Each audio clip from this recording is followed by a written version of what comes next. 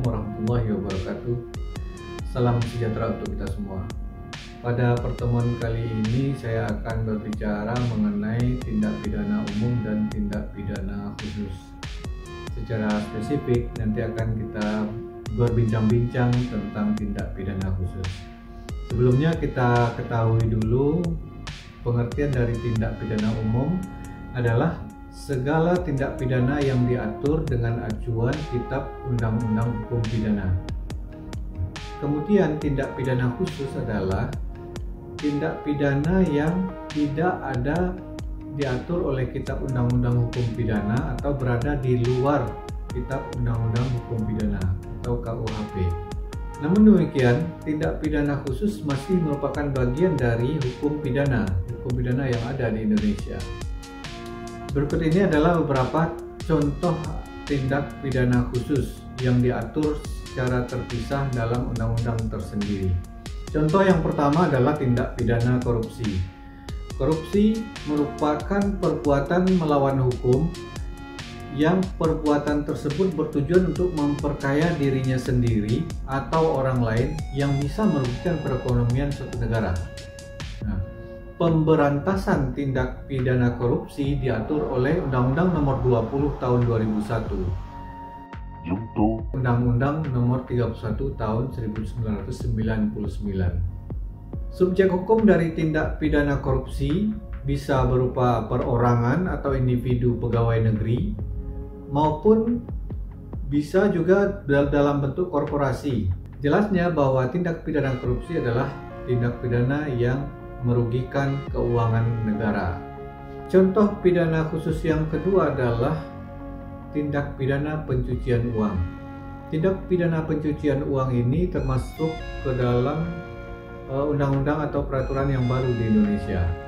Tindak pidana pencucian uang ini mengancam integritas dan membahayakan sendi-sendi perekonomian negara. Pencegahan dan pemberantasan tindak pidana pencucian uang ini diatur oleh Undang-Undang Nomor 8 Tahun 2010. Unsur-unsur tindak pidana ini meliputi pelaku, perbuatan melawan hukum, serta unsur hasil pidana. Jadi ada 3 unsur yang menjadi subjek dalam tindak pidana pencucian uang. Yang pertama adalah pelakunya, yang kedua adalah perbuatan atau tindakannya, dan yang ketiga adalah uang atau sumber uangnya. Contoh yang ketiga adalah tindak pidana terorisme. Tindak pidana terorisme ini adalah aktivitas yang melibatkan unsur kekerasan maupun aktivitas lainnya yang melanggar hukum pidana serta menimbulkan efek bahaya bagi masyarakat. Terorisme merupakan aktivitas yang bertujuan mengintimidasi kehidupan penduduk sipil dengan melakukan penculikan, pembunuhan, serta melakukan aksi-aksi yang bersifat teror terhadap stabilitas keamanan suatu negara. Nah, undang-undang yang mengatur tentang tindak pidana terorisme ini adalah Undang-Undang Nomor 15 Tahun 2003. Nah, baru muncul undang-undang terorisme ini setelah adanya kasus bom Bali yang merupakan aksi terorisme yang sangat menggemparkan di Indonesia. Contoh tindak pidana khusus yang keempat adalah tindak pidana psikotropika.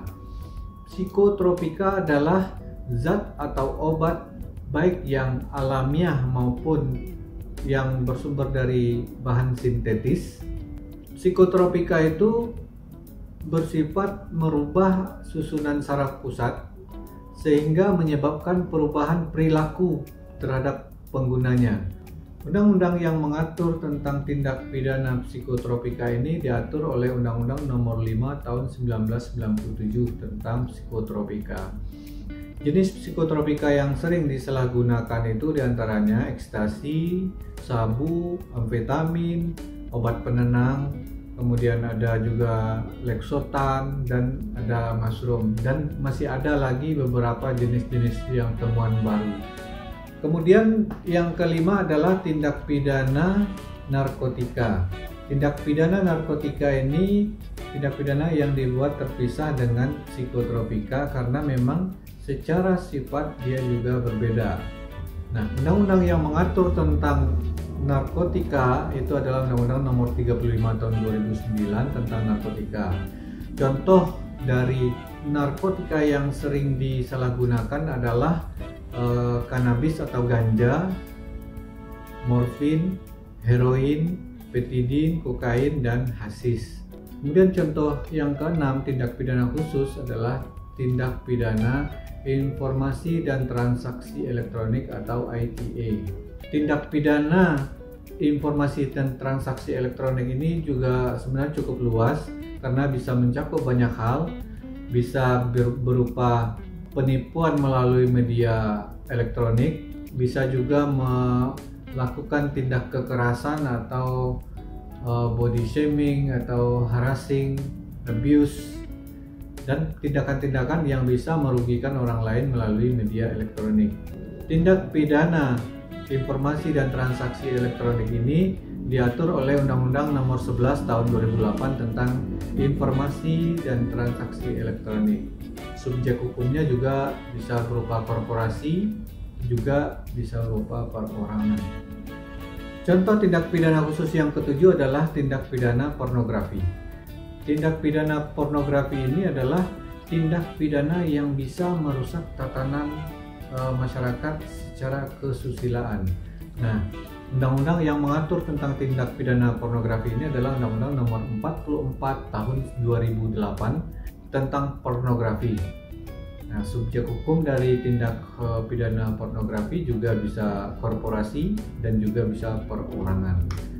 Masih ada beberapa tindak pidana khusus yang diatur di Indonesia dengan peraturan perundang-undangan yang terpisah.